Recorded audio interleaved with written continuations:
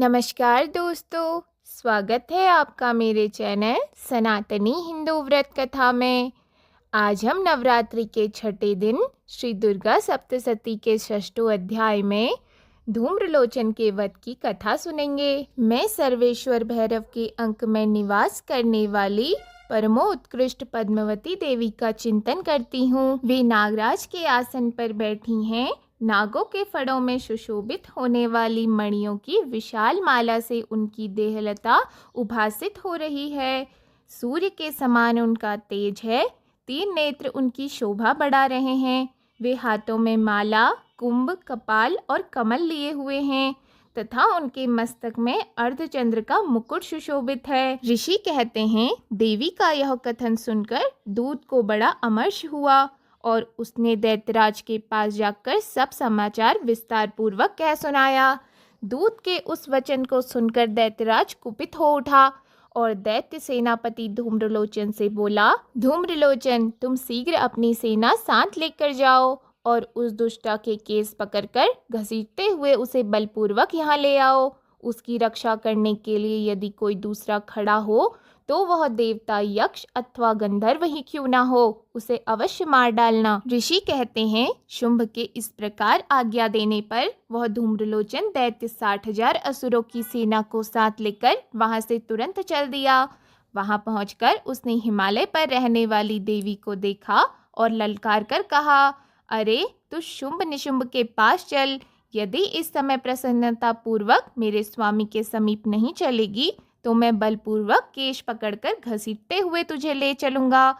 देवी बोली, तुम्हें दैत्यों के राजा ने भेजा है। तुम स्वयं भी बलवान हो और तुम्हारे साथ विशाल सेना भी है। ऐसी दशा में यदि तुम मुझे बलपूर्वक ले चलोगे तो मैं तुम्हारा क्या कर सकती हूँ। ऋषि कहते हैं, देवी के यह कहने पर असुर धूम्रलोचन उनकी ओर दौड़ा।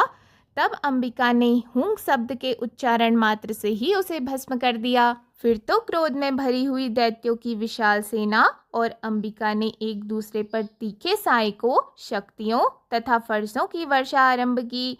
इतने में ही देवी का वाहन सिंह क्रोध में भरकर भयंकर गर्जना करके गर्दन के बालों को हिलाता हुआ असुरों की सेना में कूद पड़ा। उसने कुछ दैत्यों को पंजों की मार से, कितनों को अपने जबड़े से और कितने ही महादैत्यों को पटक पटक कर ऊंट की दाढ़ों से घायल करके मार दिया।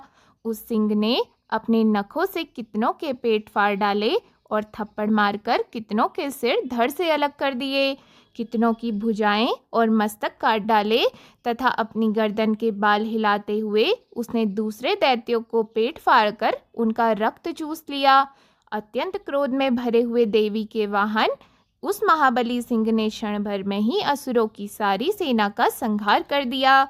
शुंभ ने जब सुना कि देवी ने धूम्रलोचन असुरों को मार डाला तथा उसके सिंह ने सारी सेना का सफाया कर दिया है, तब वह दैत्यराज को बड़ा क्रोध हुआ। उसका ऊँट कांपने लगा। उसने चंड और मुंड नामक 2 महादैत्यों को आज्ञा दी, हे चंड और हे मुंड, तुम लोग बहुत बड़ी सेना लेकर वहां जाओ। उस देवी के केश पकड़कर अथवा उसे बांधकर शीघ्र यहाँ ले आओ। यदि इस प्रकार उसको लाने में संदेह हो तो तुम युद्ध में सब प्रकार के अस्त्र शस्त्रों तथा समस्त असुरी सेना का प्रयोग करके उसकी हत्या कर डालना। उस दुष्टा की हत्या होने तथा सिंह के भी मारे जाने पर उस अंबिका को बांधकर साथ ही शीघ्र लौट आना। इस प्रकार श्री मार्कंडेय पुराण में सावर्णिक मनवंतर की कथा के अंतर्गत देवी महात्म्य में धूम्रलोचन वध नामक 6ठा अध्याय पूरा हुआ। अब हम नवरात्रि के 7वें दिन श्री दुर्गा सप्तशती के 7वें अध्याय को जानेंगे। यदि आपको हमारी आज की वीडियो पसंद आई हो तो वीडियो को लाइक और चैनल को सब्सक्राइब ज़रूर करें। धन्यवाद।